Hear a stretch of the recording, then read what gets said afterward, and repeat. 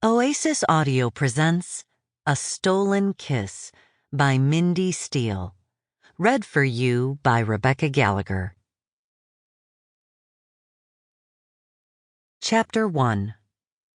LeEtta Miller tried to roll her eyes as quietly as she could while Mommy Iola rambled on like a swoony teenager.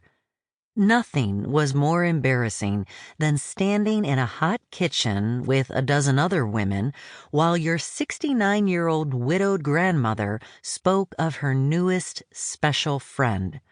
"I thought you were sweet on Owen Schmidt," Gemma Shetler quipped under a not-so-silent breath.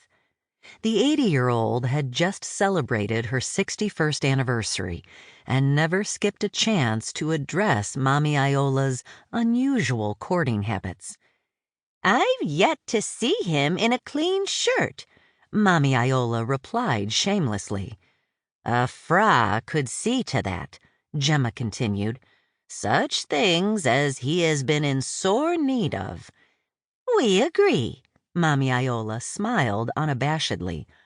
"I do hope God wills him such as he needs.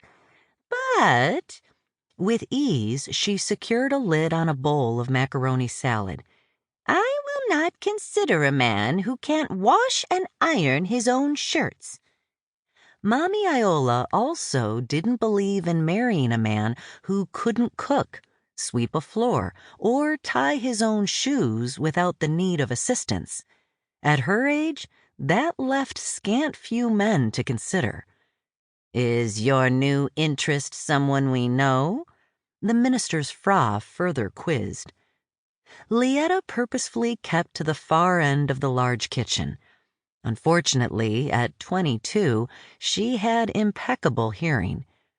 These conversations were best avoided if at all possible. LeEtta would no doubt get the first to last detail of Mommy Iola's comings and goings when she took her grandmother for her weekly shopping. Mommy had no shame in sharing how her baked goods earned her sweet words and long looks. "Yeah, William Heddings," Mommy Iola said with such romanticism that LeEtta almost found it endearing. Almost. The name Heddings was unfamiliar. Someone from a neighboring district, perhaps. Mommy Iola found seeking a special friend outside of the community always worked best. That way, when she found a flaw that she couldn't live with, she could avoid the rumor mill whispering all about her failed attempts. "I'm surprised she hasn't pulled you into her search," LeEtta's friend Eunice muttered beside her. "Not on account of her not trying," LeEtta replied. "Perhaps now that you are older, you should consider a widower. You have few options left." LeEtta's gaze shifted quickly to her friend. "I don't want to marry a widower." Those often came with a ready-made family. Though her friend was merely teasing, LeEtta was a tad envious of her elderly grandmother. Here she was of marrying age and had yet to secure even a long look. Well, Jonas Hostetler gave her many looks and winks, and gawked to a point that LeEtta often hurried in the opposite direction.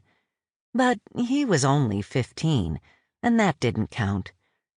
Long looks sounded so appealing, and a little frightening. Mommy clearly had no trouble getting them, even though she walked with a hitch in her hip and one brow much thinner than the other. Old women shouldn't be plucking their brows anyhow. "His Fra has only just passed."